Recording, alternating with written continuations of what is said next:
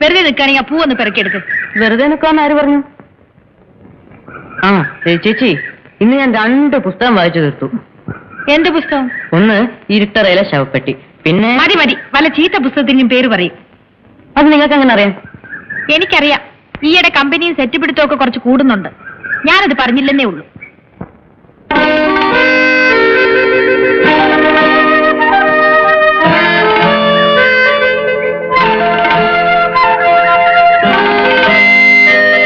ഒന്ന് നോക്കി നിൽക്കാതെ ഇതൊന്ന് പിറക്കിക്കൂടെ? ആവശ്യമുള്ളവരങ്ങ് എടുത്താ മതി. ഒരു ഗമ. പിന്നെ നിങ്ങൾ പറയുന്നതൊക്കെ അനുസരിക്കാൻ ഞാനാരാ? നിങ്ങളുടെ വേലക്കാരനോ? അല്ല, എന്റെ ഏമാൻ.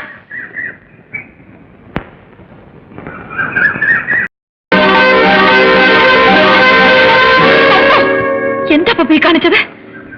എന്ത് കാണിച്ചു? എന്ത് കാണിച്ചെന്നോ? കുറെ കൂടുന്നുണ്ട് വെള്ളത്തില്. ആര് പറഞ്ഞ നീ കുരുത്തക്കെടൊക്കെ? ആരും പറഞ്ഞൊന്നുമല്ല. പിന്നെ പിന്നെ പിന്നെ എനിക്ക് തന്നെ തോന്നിയതാ. തന്നെ അങ്ങ് തോന്നുമല്ലേ? ഞാനൊന്ന് ചോദിക്കട്ടെ നിന്റെ കൊച്ചമ്മയോട്. കൊച്ചു പിള്ളേർ ഇപ്പോഴേ അങ്ങനെ അങ്ങ് ചീത്തയാകരുതല്ലോ.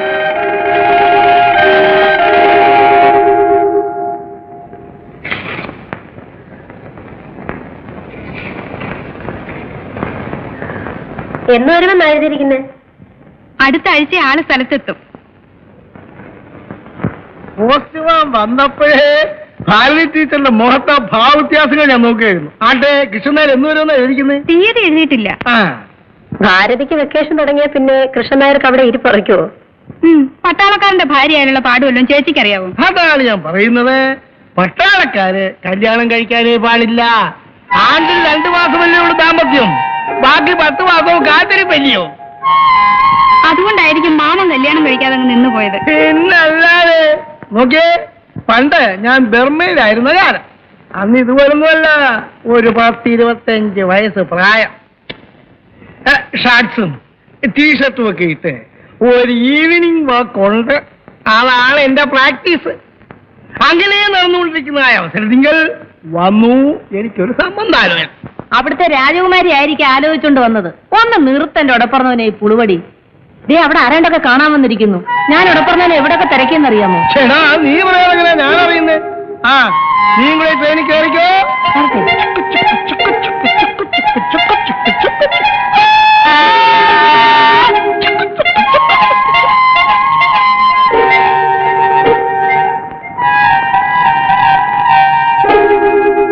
ഇത്തവണത്തേക്ക് മാപ്പ്.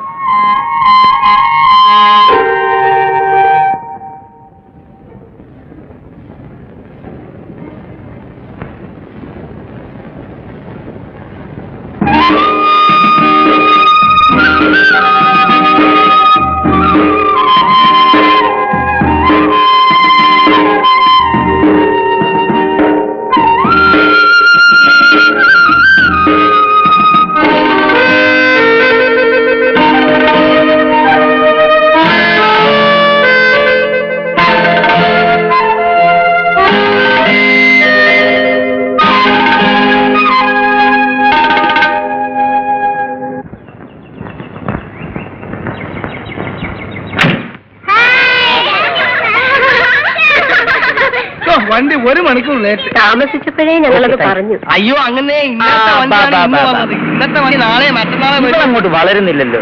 കഴിഞ്ഞ കൊല്ലം ഞാൻ വന്നപ്പോൾ ഇത്രയും തന്നെ ഉണ്ട്. പിന്നെ അവള് സാരി കൊടുത്തോണ്ട് നിൽക്കണോ? അപ്പൊ ഞാൻ വരട്ടെ. അമിതാഹാരമേ ശരീരം മുറ്റുക എന്നാണ് ശാസ്ത്രം.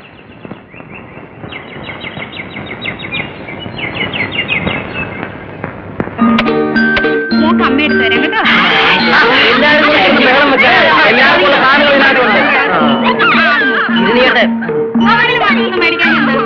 എന്നാ ഒരു കാര്യം ചെയ്യാം. ഈ സാധനങ്ങളൊക്കെ ഇവർക്ക് പെട്ടി കോവുന്നത് എന്താ? എന്നാ നിങ്ങളൊരു കാര്യം ചെയ്യും. സാധനങ്ങൾ നിങ്ങൾ തന്നെത്താൻ എടുത്തോ, അവസാനം കൂടിപ്പോയി കുറഞ്ഞു എന്ന് പറയരുത്. ഇനി താടി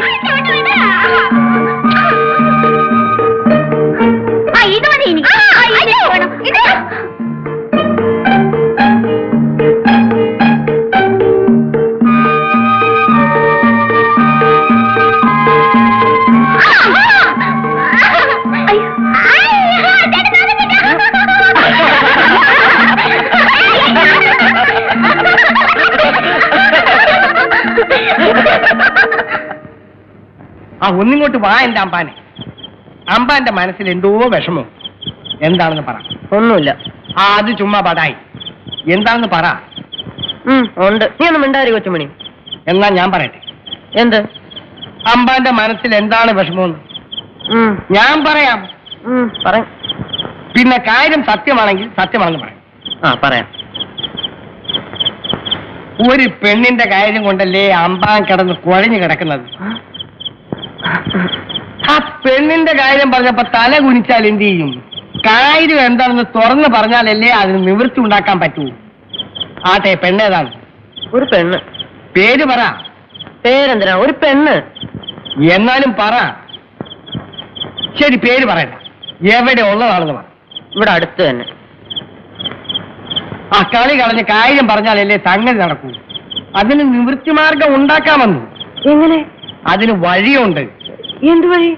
നേർവഴിയല്ല, ഇടവഴി. എങ്ങനെ? അമ്പ നടന്നതെല്ലാം എന്നോട് പറ. കൊച്ചമ്മണിയോട് പറയുന്ന ഒരു രഹസ്യവും പുറത്തു പോവില്ല. ഓഹോ എന്ന് വിളിക്കുന്നിടത്ത് വരും. പറയുന്നത് പോലെ ചെയ്യും.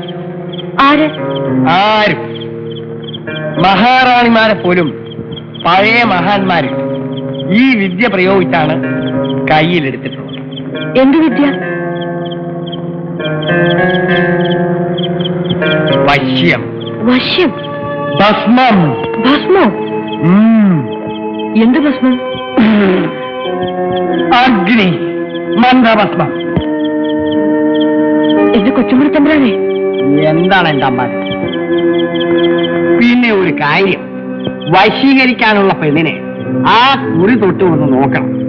അവൾ ഇങ്ങോട്ട് വന്ന് നോക്കണം കേട്ടോ. സംഗതി റെഡി. പകിട 12. പിന്നെ ഒരു കണ്ടീഷൻ, കുളിച്ച് ശുദ്ധമായേ ഭസ്മം തൊടാവൂ. അത് തൊട്ടാ പിന്നെ അവളത് കാണുന്നത് വരെ കമാന്നൊരക്ഷരം മിണ്ടിപ്പോകരുത്. രാത്രി പോയി വിളിച്ചു. പട്ടിയെ പോലെ ഉറക്കപ്പായെന്ന് വന്നു നിന്ന് വാലാട്ടും. എവിടെ കിട്ടും കൊച്ചുമണി ഇത്? ഏത്? ഇത്ര ഭസ്മം? ഒത്തിരി പണിയുണ്ട്.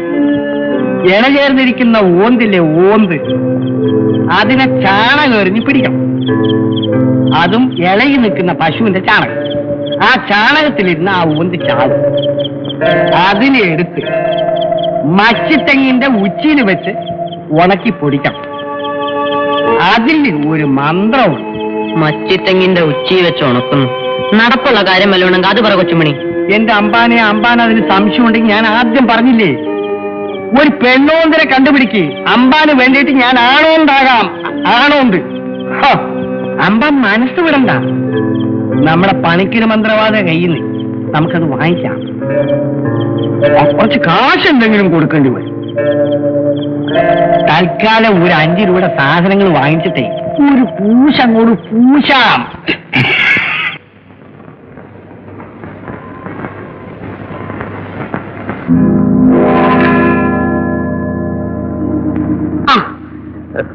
ഇന്ന് നേരം വെളുക്കുന്നതിന് മുമ്പ് കുളിച്ചേക്കുന്നല്ലോ.